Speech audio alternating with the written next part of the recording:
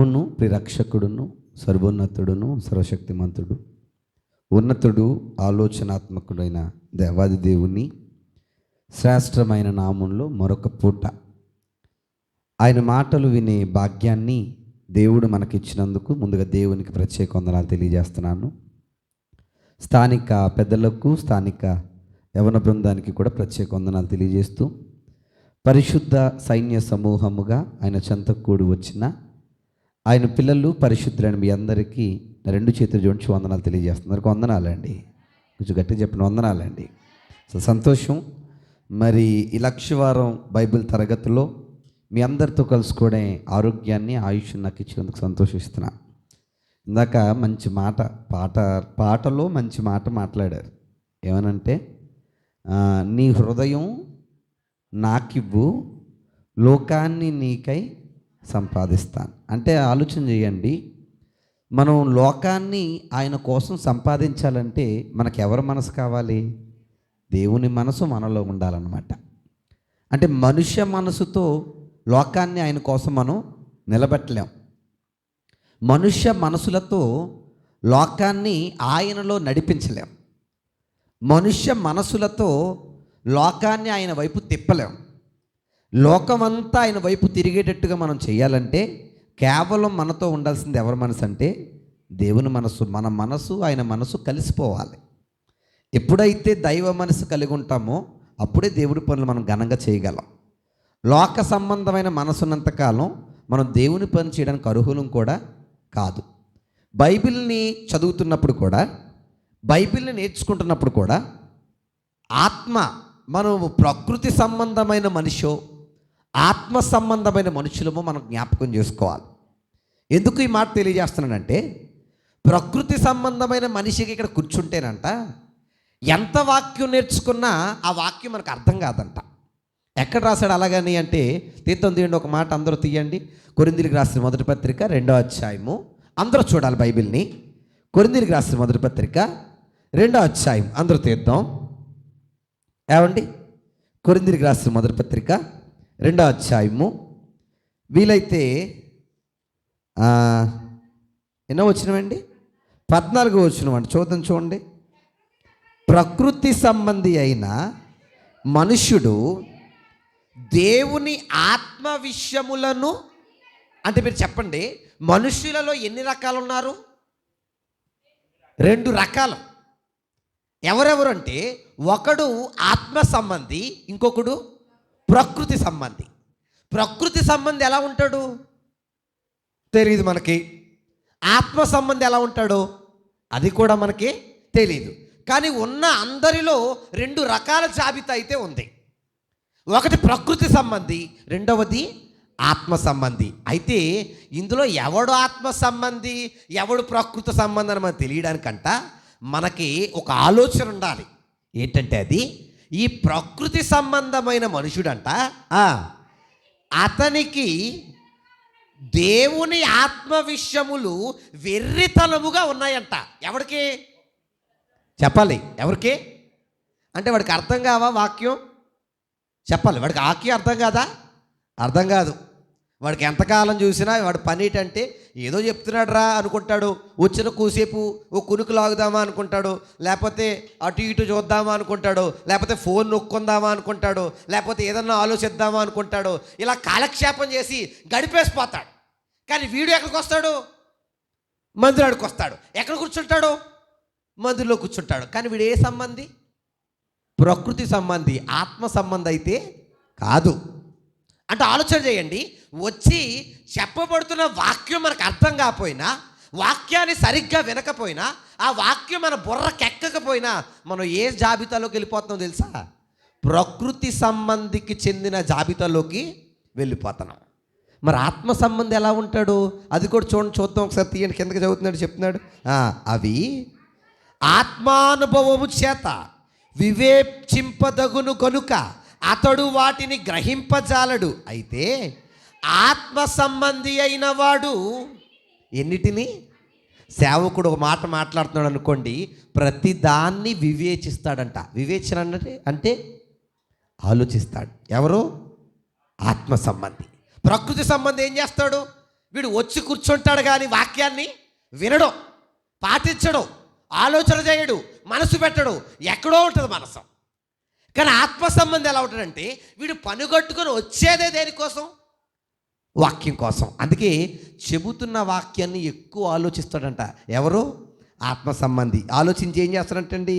ఆలోచించి ఏంటండి? కానీ అతని ఎవరి చేతనైనను వివేచింపబడడు. అంటే ఇంక అతను ఇంకెవ్వరితోనూ పొత్తు పెట్టుకోడు, ఇంక అతను జోలు ఉండదు. ఎందుకంటే అతని టార్గెట్ అంట ఏది? వాక్యమే. బాగా మీరు, ఏది? వాక్యమే. అంటే గుర్తుపెట్టుకోండి, మన ముందు వచ్చబడ్డ ఈ జాబితాలో మనం ఏ సంబంధులుగా ఇప్పుడు వాక్యాన్ని నేర్చుకుంటున్నాం అన్నది ప్రశ్న. ఒకవేళ ఆత్మ సంబంధం అయితే పర్లేదు, మనకు వాక్యం అర్థమవుతుంది, మనం కూడా దేవునికి నచ్చుతాం. కానీ ప్రకృతి సంబంధమైన జాబితాలో ఉన్నామేమో, అది మనకు చాలా ప్రమాదం అని గుర్తుపెట్టుకోవాలి. మనం ప్రకృతి సంబంధం అంటే గుర్తుంది కదా, కాలక్షేపం చేసేవాడు ఎవరు? ప్రకృతి సంబంధి. ఎవరి సన్నిధిలో? దేవుని సన్నిధిలో. వాడికి ఏది బుర్ర ఎక్కదు? వాక్యం అనేది బుర్రకెక్కదు. సో ఇప్పుడు మనకు పొరపాటున బుర్రకి ఎక్కట్లేదు మాటలని ఎవరైనా అనుకుంటే మీరు ఫిక్స్ అయిపోండి, మీరు ఆత్మ సంబంధాలు అయితే కాదు. ఎక్కించుకునే ప్రయత్నం చేస్తేనే మనం అందరం ఏ సంబంధం? ప్రకృతి సంబంధం, ఆత్మ సంబంధం. కాబట్టి ఆత్మ సంబంధులుగా దేవుని మాటలు మనం నేర్చుకునే ప్రయత్నం చేయగలిగితే ఈరోజు ఒక మంచి పాఠాన్ని, ఒక విలువైన పాఠాన్ని, ఒక ఆలోచనాత్మకమైన విషయాన్ని మీ మధ్య పెట్టి సమయాన్ని క్లుప్తంగా ముగించేస్తా. బైబిలు మహా అద్భుతమైన గ్రంథం అండి. ఈ గ్రంథం చాలామందికి సువివరంగా అర్థం కాక మనిషి ఎన్నో తప్పుడు బోధలు బైబిల్లోంచి పుట్టించి ప్రపంచ క్రైస్తవ్యాన్ని మబ్బు పట్టిస్తున్నాడు. వీడు చదివేది ఒకటి, వీడికి అర్థమయ్యేది ఒకటి, జనాలకు చెప్పేది ఒకటి, వాళ్ళకి అర్థమయ్యేది మరొకటి.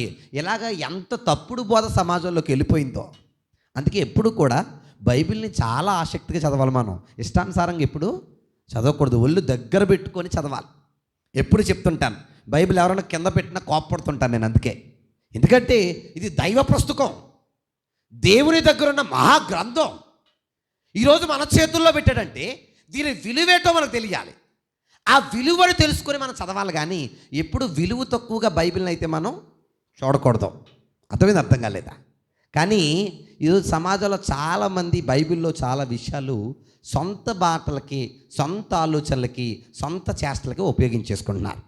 అలాంటి ఎన్నో వచనాల్లో ఈరోజు ఒక వచనం చూపిస్తున్నాను మీకు. ఏంటా వచనం? ఎక్కడుందా వచనం అంటే కీర్తనల గ్రంథము 107వ కీర్తన. అందరూ తీర్థం చూడండి. ఈ వచనం మీకు చాలా సుపరిచితమైంది, చాలాసార్లు చదివారు ఈ వచనాన్ని. కానీ ఇందులో ఉన్న నిగూఢ పాఠం మనం గమనించలేకపోయాం. ఎందుకంటే ఏంటా వచనం? 107వ కీర్తన 9వ వచనాన్ని తీద్దాం అందరూ కూడా. కీర్తన గ్రంథము 107వ కీర్తన 9వ వచనాన్ని యాలయనగా ఏంటంటే, ఆశగల ప్రాణమును ఆయన తృప్తిపరచి ఉన్నాడు, ఆకలిగొనిన వారి ప్రాణమును ఏంటండి మేలుతో నింపి ఉన్నాడు. ఇది వచనం. ఈ వచనం ఇప్పుడే చదివారా? ఇంతకుముందు ఎప్పుడైనా చదివారా? చాలాసార్లు చదివాం మనం. Right are wrong? చాలాసార్లు చదివాం. అంతేకాదు చాలా సందర్భాల్లో ఈ వచనాన్ని మనం కూడా వాడామా లేదండి? ఓ పాస్టర్ గారు ఇదే వచనాన్ని తీసుకొని వాక్యం చెప్తున్నాడు. ఏమనంటే, నేను కారు కొనుక్కుందాం అనుకున్నాను. ఏ కారు కొనుక్కుందామని ఆలోచించే టైంలో ఆయనకంట ఏదో కొత్త కారు వచ్చిందంట. కియా కారెన్స్ అనే సుమారు 14 లక్షల రూపాయల కారు వచ్చిందంట. బాగానండి మీరు, ఎంత కారు? 14 లక్షల రూపాయల కారు మీద ఆశ ఉందంట. ఎవరికి? పాస్టర్ గారికి. ఈలోపు ఆలోచన చేస్తున్నాడంట. ఎలాగ ఏం అర్థం కాలేదంట. సడన్గా ఉన్నట్టుండి ఓ భక్తుడు ఫోన్ చేసి ఫోన్లో బహుమానంగా చెప్పాడంట, అయ్యగారు మీకు మందిరం నిమిత్తం నేను ఇంత డబ్బులు వేద్దాం అనుకుంటున్నాను, మీరు ఎలా కావాలితే అలా వాడుకోండి అనగానే తీరా వెళ్ళి చూస్తే ఆ డబ్బులు ఎంత ఉన్నాయంటే దాదాపు 15 లక్షల రూపాయలు ఉన్నాయంట. పెద్ద సేవకుడు చెప్పాడు. పెద్ద సేవకులకి వేస్తారులేండి, నాకులెట్టుడికి ఇవ్వడు, కానీ బయట చాలామంది పెద్దలకి ఇస్తారు. 15 లక్షలు ఉన్నాయంట. వెంటనే ఆ పాస్టర్ గారు చెప్తున్నారు, ఆశగల ప్రాణాన్ని దేవుడు ఏం చేశాడు? తృప్తిపరిచాడు. చూడండి ఎంత బాగుందో వచ్చును, బాగా సింక్ అయిపోయింది కదా. నిజం చెప్పండి, ఇంకా చాలా సందర్భాల్లో వాడుతుంటాం మనం. ఒక ఆవిడ మన సాక్ష్యం చెప్తుంది. ఈ మధ్య ఈ సాక్ష్యాలు ఎక్కువైపోయాయి. ఈ సాక్ష్యం ఒక నిలబడి ఆవిడేం చెప్తుందంటే, మా అమ్మాయికి ఎప్పటి నుంచో పెళ్ళి అవ్వట్లేదండి. పలానా పాస్టర్ గారి దగ్గరికి వెళ్ళాను, పాస్టర్ గారు ప్రార్థన చేశారు, చాలా గట్టిగా ప్రార్థన చేశారు. ఆ తర్వాత వారంలోనే ఆస్ట్రేలియా నుంచి ఫోన్ వచ్చింది. ఏమనంటే, ఆస్ట్రేలియా సంబంధం ఉంది, చేసుకుంటావా అని అడిగారంట. ఎవరికి? వాళ్ళ పాపకి. వెంటనే ఆవిడంటుంది, ఆశగల ప్రాణాన్ని దేవుడు ఏం చేశాడండి? చెప్పండి, ఏం చేశాడంట? తృప్తిపరిచాడు. ఇందాక ఎందులో తృప్తిపరిచాడు ఆయన? కారులో. ఇప్పుడు ఎక్కడ తృప్తిపరిచాడు? పెళ్లి విషయంలో. ఇంకా దౌర్భాగ్యం తెలుసా, మొన్న ఎవడో చెప్తున్నాడు, పాస్టర్ గారు ఈయన కూడా. ఎవడో అని ఎందుకనంటే, మనుషుల పద్ధతులు అలాగ ఉన్నాయండి. సేవకులు అనేవాళ్ళు ఎలా తయారంటే, ఈరోజు అవార్డు తీసుకుంటే గొప్ప అనుకుంటున్నారు. అవార్డులు తీసుకున్న వాళ్ళే సేవకులు అయ్యారు, కానీ క్రీస్తు కోసం బాధలు పడ్డ వాళ్ళు సేవకులుగా ఎవరో లేరు. అందుకే చూడండి, మీరు ఎక్కడ పడితే అక్కడ చూడండి, పలానా సేవకులు పెద్ద ఆయనతో పెద్ద అవార్డు తీసుకున్నారని పెద్ద ఫోటో. నిజంగా నాకు అనిపిస్తుంటుంది అండి, పలానా సేవకుడు పెద్ద హింస పొందాడని ఫోటో పెట్టుకునేవాడు ఎవడు ఉంటాడా? ఉండడం. ఎందుకంటే క్రీస్తు కోసం కృషి చేసి శ్రమపడే సేవకులు ఎక్కడ ఉన్నారు ఈ రోజుల్లో?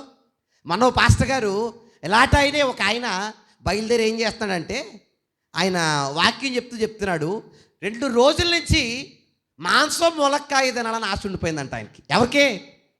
పాస్టర్ గారికి. ఆ 2వ రోజు ఆదివారం ప్రార్థన అయిపోయింది. ఎలా ప్రభా ఇంట్లో కూడా ఏం లేవంట. ఈలోపు ఒక ఆవిడ చిన్న బాక్స్ అట్టుకొచ్చిందంట. తీరా బాక్స్లో ఏటని చూస్తే అక్షరాల మాంసం ములక్కాయ కూర ఉందంట. వెంటనే ఆయన వాక్యంలో చెప్తున్నాడు, ఆశగల ప్రాణాన్ని దేవుడు ఏం చేశాడు అంటే, ఆలోచన చేయండి. ఈ వాక్యాన్ని పట్టుకెళ్ళి, ఈ వచనాన్ని పట్టుకెళ్ళి ఎక్కడెక్కడ వాడేస్తున్నారంటే, మనకి ఏ ఆశలున్నా, ఏ బాధలున్నా, శరీర ఏ అవసరతలున్నా ఇవన్నీ తీర్చడానికి వచ్చిన రాశాడు అన్నట్టుగా డిజైన్ చేసేస్తున్నారు చాలామంది. కానీ ఒక విషయం చెప్పనా మీకు, బైబిల్ అనేది అసలు శరీర సంబంధమైన ఆశలు తీర్చే మాట కాదు. నువ్వెలా అంటున్నావు అంటున్నారా? కొరింథీ పత్రికలో ఒక మంచి మాట రాశాడు, 15వ అధ్యాయం 19వ వచనంలో. అందరూ చూడండి ఈ మాట, బాగా పరిశీలన చేయండి ఈ మాటని. కొరింథీయులకు రాసిన పత్రిక, మొదటి పత్రిక 15వ అధ్యాయం 19వ వచనంలో చెప్తున్నాడు చూడండి. ఈ జీవితం మట్టుకే మనము ఎవరిని? క్రీస్తునందు నమ్మితే. బాగా వినాలి, ఎంత మట్టుకి అంటే చెప్పండి. కారు ఏ జీవితానికి? ఈ జీవితానికే. భోజనం ఏ జీవితానికి? ఈ జీవితానికి. పెళ్ళి ఏ జీవితానికి? ఈ జీవితానికి. ఇల్లు ఏ జీవితానికి? ఈ జీవితానికి. ఇప్పుడు ఇలా బైబిల్ని వాడుతుందంతా ఏ జీవితానికి? ఈ జీవితానికే. ఈ జీవితం కోసమే వాడుతున్నారు. ఈరోజు భక్తి కూడా చేసేవాడు ఎలా వస్తాడు తెలుసా? దేవుడు నాకు ఏదో చేస్తాడు. ఎందులో? ఈ జీవితంలో. అంతేగాని నిజం చెప్పండి, పరలోకం వెళ్ళడానికి గుడికి వస్తున్నానండి అన్నవాడు ఎంతమంది ఉంటామా? మాట్లాడేటి ఎవరు? నేను పరలోకం వెళ్ళడానికి మందిరానికి వస్తున్నానండి అన్నవాళ్ళు ఎంతమంది ఉంటాం? ఉన్నవాళ్ళకు అందరాలండి. కానీ ఒక మాట చెప్పమంటారా? అప్పులు బాధలు పోవాలని వచ్చేవాడు, ఇబ్బందులు పోవాలని వచ్చేవాడు, ఇరుకులు పోవాలని వచ్చేవాడు, బలహీనతలు పోవాలని వచ్చేవాడు, అవునా కదండి? పెళ్ళి అవ్వాలని వచ్చేవాడు, ఇల్లు కట్టాలని వచ్చేవాడు. ఎన్ని రకాల స్వార్థాలు అనుకున్నారు మనుషులకి. అంటే ఆలోచన చేయండి, వస్తున్న మనుషులందరూ, నమ్ముతున్న విశ్వాసులందరూ దేని మట్టుకే నమ్ముతున్నారు? దేవుణ్ణి. ఈ జీవితం కోసమే, ఈ జీవితమే దేవుడు అనుకుంటున్నారు. ఈ జీవితంలో మేలులు చేస్తేనే దేవుడు గొప్పవాడు అనుకుంటున్నారు. కానీ దేవుడు ఏమో తెలుసా? ఈ జీవితం మట్టుకే మనము క్రీస్తునందు నిరీక్షించిన వారమైతే మనుషులందరికంటే ఏమైపోతామంటే అండి, అంటే మంచోళ్ళమా చెడ్డోళ్ళమా? మనంత దౌర్భాగ్యం ఇంకొకటి ఉండంటున్నాడు. ఇందాక పాస్టర్ గారు చెప్పినట్టు కారు కోసం, ఇల్లు కోసం, పెళ్లి కోసం, భోజనం కోసం, కూర కోసం ప్రభువుని నమ్ముకొని ఈ అవసరాలకి ప్రభువుని వాడుకుంటున్నామంటే నీకంటే దౌర్భాగ్యం ఉండడు అంటున్నాడు. అంటే ఆలోచన చేయండి, వాక్యాన్ని శరీర సంబంధమైన వాటికి వాడకూడదా? చెప్పండి, వాడకూడదా? వాడకూడదు. మరి వాడకూడనప్పుడు ఆశగల ప్రాణాన్ని తృప్తిపరిచి ఉన్నాడు అన్నాడు కదా. అసలు ఆ మాట అర్థం ఏంటి? ఏ ఆశను తృప్తిపరచడానికి ఆ మాట వాడాడు అక్కడ? మనం దేనికి పడితే దానికి మన ఆశ తీరగానే దేవుడు ఆశగల ప్రాణాన్ని తృప్తిపరిచాడు అన్న దానికి ఆ సెంటెన్స్ వాడకూడదా అంటే అక్కడ ఒక మంచి అమరిక కనబడుతుంది. అమరిక ఏంటా అమరిక అంటే, సార్ మళ్ళీ చీయండి ఒకసారి మార్చోండి. మళ్ళీ ఎన్నో వచ్చిన వెంటనే 107వ కీర్తన కదా, 9వ వచనం తీద్దాం. చీయండి, అందరూ కూడా తీయండి.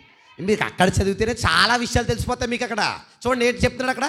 ఏలయనగా ఆశగల ప్రాణమును ఆయన తృప్తి పరుచుతాడా పరుచున్నాడా? ఆల్రెడీ చేసేసాడంట ఎవరికో. అర్థమైందా లేదా? ఫ్యూచర్ టెన్సా పాస్ట్ టెన్సా? ఏమండి, ఫ్యూచర్ టెన్సా పాస్ట్ టెన్సా? మాట్లాడలేదు మీరు ఎవరు?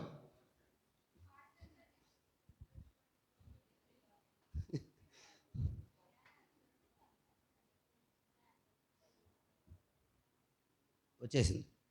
సరే, ఏం చెప్తున్నాను? ఫ్యూచర్ టెన్సా పాస్ట్ టెన్సా? అంటే చేశాడా చేస్తాడా? చేసేసాడు, తృప్తి పరిచేశాడు. ఎవరిని?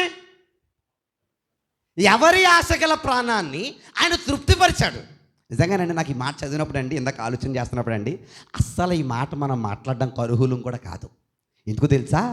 అంత విలువైన దానికి వాడిన మాట ఇది. అంత విలువైన దానికి జనాలకు అర్థం కాక అర్థమైన ప్రతిదానికి వీడికి ఏదో కోరిక తీరిపోగానే అన్నాడు ఆశగల ప్రాణాన్ని. దేవుడు ఏం చేసేసాడండి? ఎవరు బాబు, నువ్వు అడ్డమైన కోరికలు తీర్చుకోవడానికి వాడలేదు దేవుడి మాట. నీ అడ్డమైన ఆశలు తీరుతాకి దేవుడు పెట్టలేదు ఈ వచనాన్ని. ఈ వచనం వెనక ఒక నిగూఢ భావం ఉంది. అదేటో మనం ఆలోచన చేస్తేనండి దేవుని సత్యం ఎంత గొప్పదా అనిపిస్తుంది. ఇదికి ఏటో చెప్పమంటారండి? ఇక్కడ అన్నాడు కదా, ఆశగల ప్రాణాన్ని ఆయన తృప్తిపరచి ఉన్నాడు అన్నాడు కదా. అంటే ఎవరికో ఆయన ఆల్రెడీ ఎవరి ప్రాణాన్ని ఏం చేశాడు? తృప్తిపరిచాడు. ఏ ప్రాణాన్ని? ఆశగల ప్రాణాన్ని. ఇంతకీ ఎవరి ప్రాణం అంటే చూడండి ఒకసారి, అదే అధ్యాయం 3వ వచనంలో చెప్తున్నాడు చూడండి. ఇంతకీ మాట పలికేవారు ఎవరంట? తూర్పు నుండి. బాగా నడిపారు. కోరికలు తీరినోడు, ఫ్రిడ్జ్లు కొన్నవాడు, కార్లు కొన్నవాడు అంటలేదు ఇక్కడ. కార్లు కొన్నవాడు, ఫ్రిడ్జ్లు కొన్నవాడే వాడతారు ఈ రోజు ఈ వచనాన్ని. కానీ దేవుడు ఏమంటాడంటే, తూర్పు నుండి, పడమర నుండి, ఉత్తరము నుండి, దక్షిణము నుండి, నానా దేశముల నుండి ఆయన పోగు చేసిన వారును ఏ మాట? ఆశగల ప్రాణాన్ని తృప్తిపరిచాడు అన్న మాట ఎవరు చెప్తారంట? తూర్పు నుండి, పడమర నుండి, ఉత్తరము నుండి, దక్షిణము నుండి, నానా దేశముల నుండి పోగు చేసిన వారు అందరూ చెప్తారంట. ఏ మాట? ఆశగల ప్రాణాన్ని తృప్తిపరిచాడు. ఇంతకీ ఆ మాట ఎవరు చెప్పారంటే ఇన్ని దిక్కులు చెప్పాడు. ఇంతకీ అన్ని దిక్కుల నుండి పోగుపడ్డవారు ఎవరల్లో? ఆలోచన చేయండి ఒకసారి. అన్ని దిక్కుల నుండి పోగు చేయబడ్డవారు ఎవరల్లో? వాళ్ళ ప్రాణాన్ని ఆయనలా తృప్తిపరిచాడు. వాళ్ళలో ఉన్న ఆశను ఏ ఆశ నెరవేర్చాడు? ఏ ఆశ నెరవేరిస్తే మా ప్రాణాన్ని నువ్వు తృప్తిపరిచావయ్యా అని వాళ్ళు చెబుతున్నారు. ఆలోచన చేయండి అందరూ కూడా. బైబిల్ చూడండి ఎంత బాగుందో చూడండి. ఎవరిదంట మాట? నలుదిక్కుల నుండి పోగుపడ్డవారు చెప్పిన మాట అంట. ఇంకా ఒక అడుగు ముందుకేద్దాం. ఇంకొక అడుగు ముందుకేస్తే వాళ్ళకు ఇంకో పేరు పెడుతున్నాడు పైన 2వ వచనంలో. ఇప్పుడు వచనం చెప్పగానే మీరు సమాధానం చెప్పేసి నాకు తెలిసి 2వ వచనం చదువుతాను చూడండి. యెహోవా విమోచించిన వారును. అబ్బా, ఎవరు పలుకుతారంటే ఇంతగా మాట? ఎవడబడితాడు కాదంట. ఎవరు పలుకుతారు? యెహోవా విమోచించిన వారే ఆ మాట పలుకుతారు. ఏ మాట?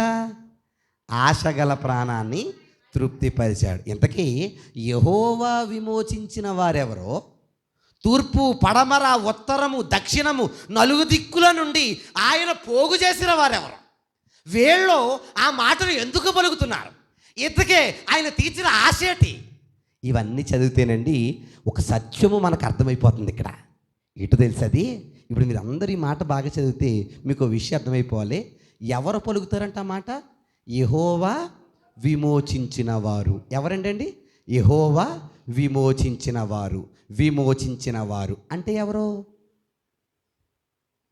దేవుడు విమోచించింది ఎవరిని చెప్పాలి మీరు? విమోచన అన్న పదం విన్నారండి ఎప్పుడన్నా మీరు? మాట్లాడలేదు మీరు ఎవరు? విమోచన అన్న పదాన్ని విన్నారా? విన్నారు. ఎలాగంటే పేతురు పత్రికలో చెప్తాడు. ఎవరిని విమోచించాడంటే చూడండి, ఆయన అందరు చదువుతుంది చూడండి.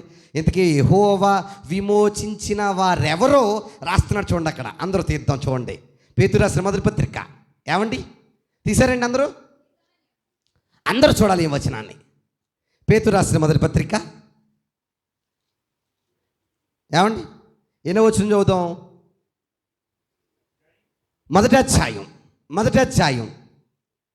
18వ వచనం నుంచి చదువుతాం. 18వ వచనం నుంచి పితృపారంపర్యమైన మీ ప్రవర్తనను విడిచిపెట్టి వెండి బంగారముల వంటి క్షయ వస్తువుల చేత మీరు విమోచించబడలేదు కానీ. ఎవరో ఇంతకే విమోచించబడింది? విమోచించబడింది ఎవరో? మాట్లాడాలి మీరు. విమోచించబడింది ఎవరో చూడండి.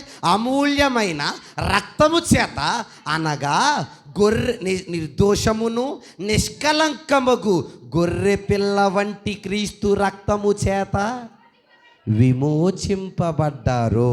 ఎవరాల్లో? క్రైస్తవులు. చెప్పాలి మీరు. ఎవరాల్లో? క్రైస్తవులు. వీళ్ళకు వచ్చిందే విమోచన. వీళ్ళకు వచ్చిన విమోచనే వీళ్ళు ఎదురు చూస్తున్న ఆశ. అర్థం కాలేదా? అర్థం కాలేదండి. ఇప్పుడు ఈ ఆశను ఆయన ఏం చేశాడంట? చెప్పరు ఏం చేశాడంట? తృప్తిపరిచాడంట. ఎవరో చెప్పరు? ఎవరో? దేవుడు. అందుకే చూడండి, ఇందాక ఒక మాట అన్నాడు, తూర్పు నుండి పడమర నుండి ఉత్తరము నుండి దక్షిణము అన్నాడు కదా. ఇంతకీ నలుదిక్కుల నుండి వచ్చిన వారు ఎవరు అనుకుంటున్నారు? అది కూడా తీయండి, కూర్చుని చూద్దాం. లోకసువార్త అందరూ తీయండి. వాక్యములోని లోతు ఎంత గంభీరమైందో మనసు పెట్టండి అందరూ కూడా. లోకసువార్త తీసారండి? లోకసువార్త పేపర్లు ఎగిరిపోతున్నాయండి ఇక్కడ నాయి. ఏమండి? లోకసువార్త 13వ అధ్యాయం 28వ వచనం నుంచి చదువుతాం. 13వ అధ్యాయం 28వ వచనం నుంచి. అబ్రహామును, ఇస్సాకును, యాకోబులను, సకల ప్రవర్తలను దేవుని రాజ్యములో ఎక్కడ ఉండడం అంటండి? దేవుని రాజ్యం అంటే, దేవుని రాజ్యం అంటే చెప్పేస్తారు మీరు, వచనం అక్కర్లేదు మీకు అని. ఎక్కడుంది బైబిల్లో? ఇది ఇలాగే ఉంచి తీయండి ఒకసారి. యోహాను రాసిన ప్రకటన గ్రంథం 1వ అధ్యాయం. ఇది ముయ్యకండి, ఒకసారి తీయండి. అంటే దేవుని రాజ్యం అంటే చాలామంది బుద్ధిహీనులకు అర్థం కావట్లేదు ఈరోజు.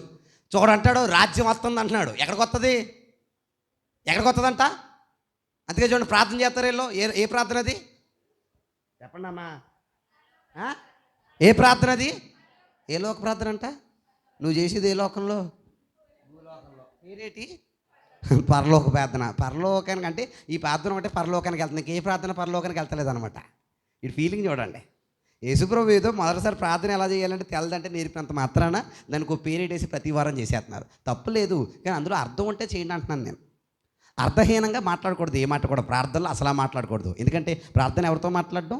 దేవునితో మాట్లాడడం. ఈ ప్రార్థన చేస్తూ అంటాడు, ఈ పరలోక ప్రార్థన అని పేరెట్టుకుని అంటాడు, పరలోకమందున్న మా తండ్రి నీ ఏంటండి నీ నామము పరిశుద్ధపరచబడును గాక. ఏ వచ్చిన గాక చేస్తారు కదండి చాలా గుళ్ళు ఇలాంటిది. ఏం వచ్చును గాక. ఎప్పుడు ఇవాళ కూడా నిజంగా నిన్న మొన్న ఆదివారం కూడా చేసి ఉండాలి. ఏం వచ్చును గాక? నీ రాజ్యం వచ్చును గాక. వచ్చును గాక అంటే అర్థం ఏంటంటే వీడికి వచ్చిందో రాలేదో తెలియలేదు అనమాట మ్యాటర్. ఎందుకు ఆయన రాజ్యం ఏంటి? ఇప్పుడు చదువుతాం చూడండి ఒకసారి. ప్రకటన గ్రంథం 1వ అధ్యాయం 6వ వచనం కూడా చదవండి ఒకసారి. మనలను ప్రేమించుచు, అమ్మ ఒక్కళ్ళు చదువుతామండి. మనలను ప్రేమించుచు తన రక్తము వలన. ఎవరి కోసం మాట్లాడుతాడు ఇక్కడ? సంఘం.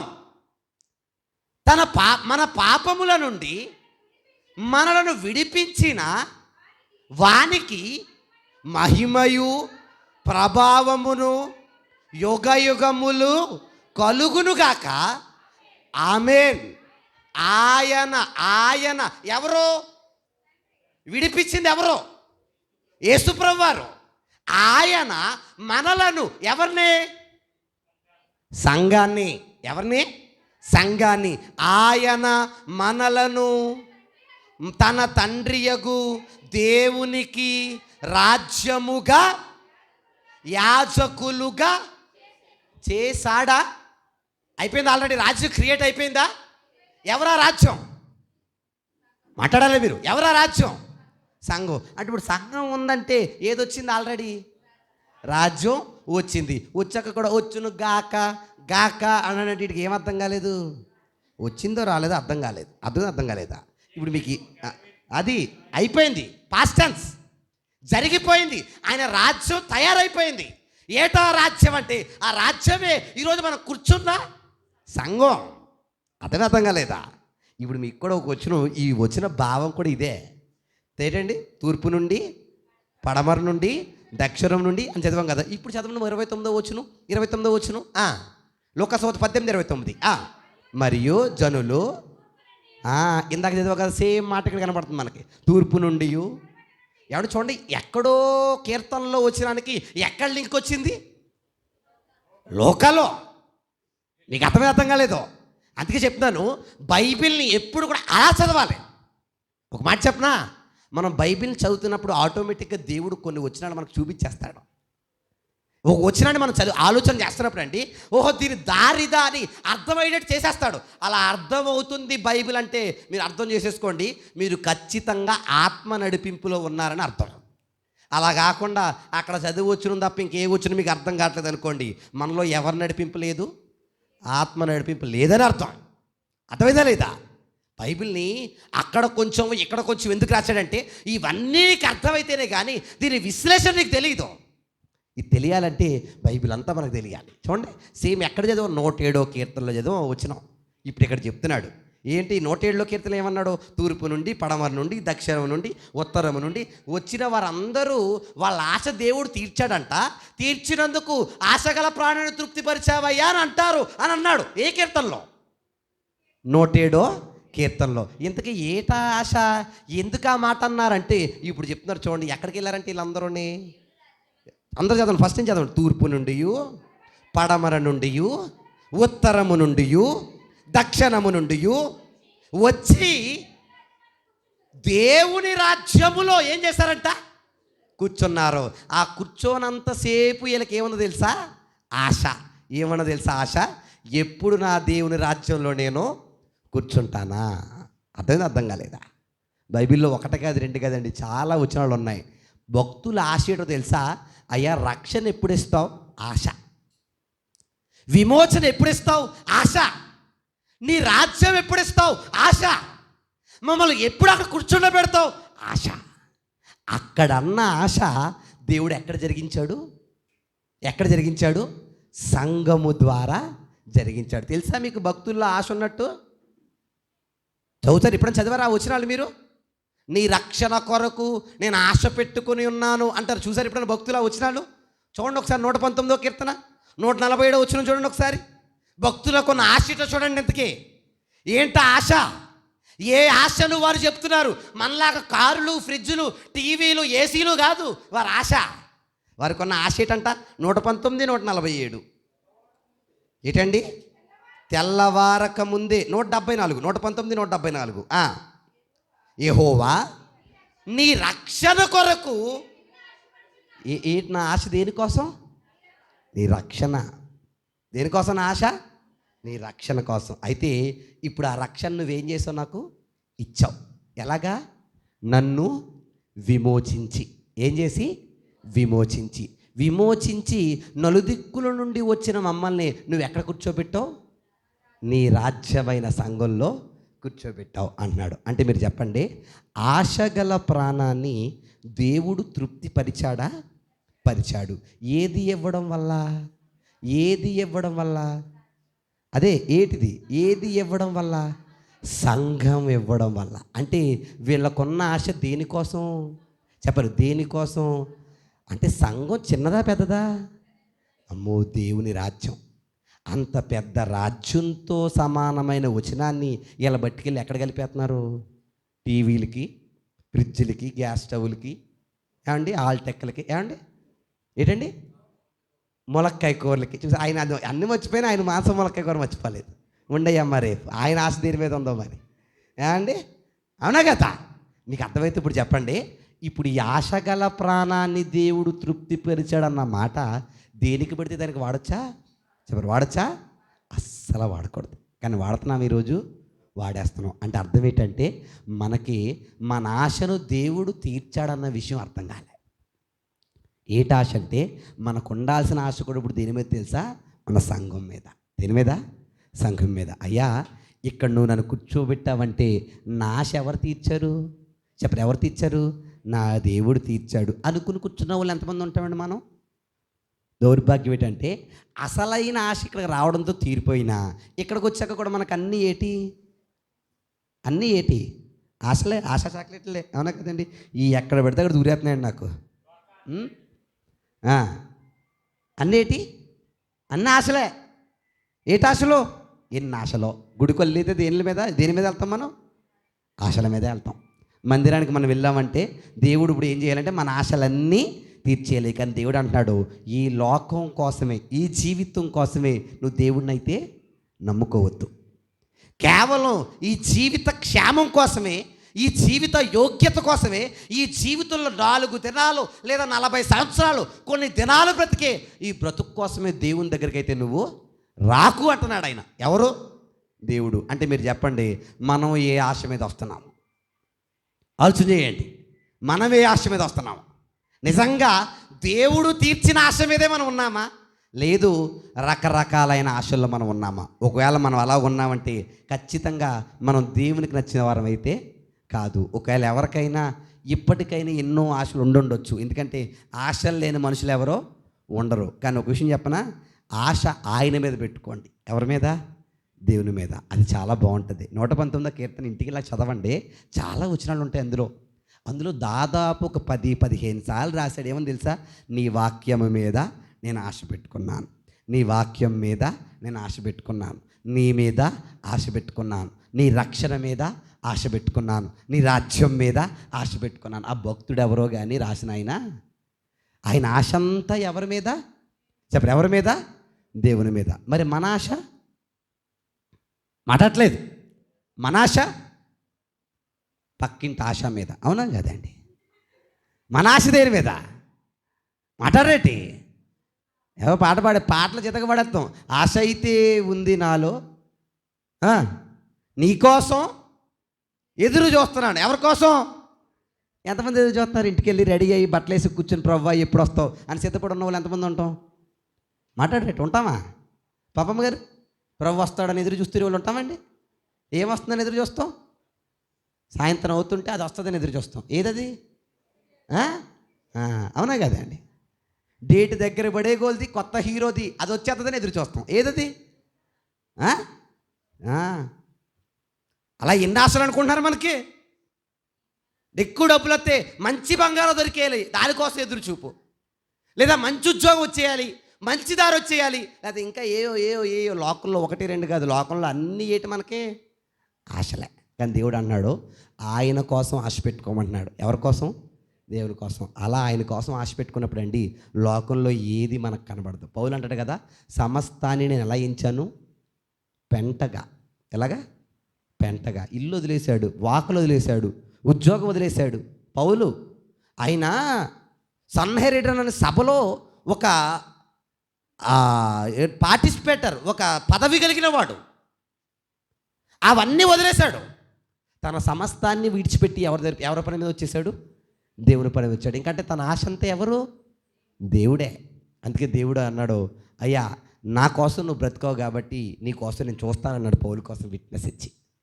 కానీ ఈరోజు మన జీవితంలో మన ఆశలు ఎవరి మీద ఉన్నాయి? మన జీవితంలో మన ఆశలు దీని మీద పెట్టుకున్నాం.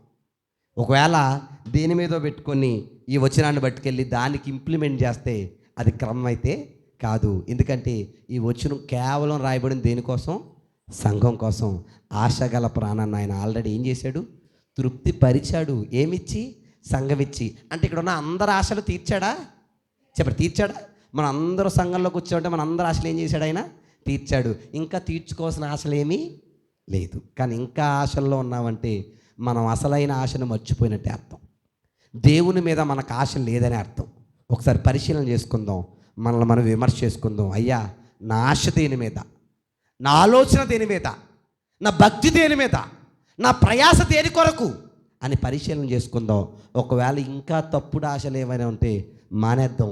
ఎప్పటికైనా ఆశ ఎవరి పెట్టుకుందాం? దేవుని పెట్టుకుందాం. అలాంటి కృప కాపుదల దీవెన ఎల్లవేళలా మనకు మన కుటుంబాలకు దేవుడు తోడ్పాటుగా ఉంచి బలపరిచి నడిపించునుగాక. ఆమేన్.